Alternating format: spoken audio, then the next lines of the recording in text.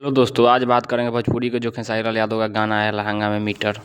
उससे पहले मैं आप लोगों से बता दूं कि आप लोग अभी तक मेरे चैनल को सब्सक्राइब नहीं किए तो सब्सक्राइब कर लें, क्योंकि भोजपुरी का हर एक अपडेट सबसे पहले इस चैनल के माध्यम से आप लोगों को देखने को मिलेगा, वो भी खेसारी लाल यादव से रिलेटेड। तो चलिए बात करते हैं खेसारी लाल यादव के गाने को लेकर। तो खेसारी लाल यादव का गाना मात्र 28 मिनट में इतना व्यूज लाया है, देखिए 19,000 व्यूज लाया है। और लाइक का बात करें तो 11,000 लाइक है। गाने का बहुत ही अच्छा रिस्पॉन्स है और गाना तो लिख के दे रहे हैं कि हिट होगा, क्योंकि लिखा हुआ है कृष्णा बेदर्दी का।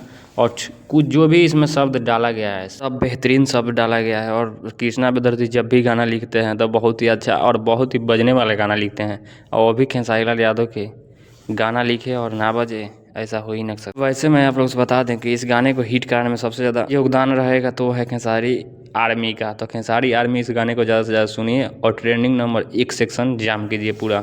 वैसे कैसा लगा ये अपडेट, तो आप लोग जाइए यूट्यूब पर और इस गाने को सुनिए और प्यार दुलार दीजिए।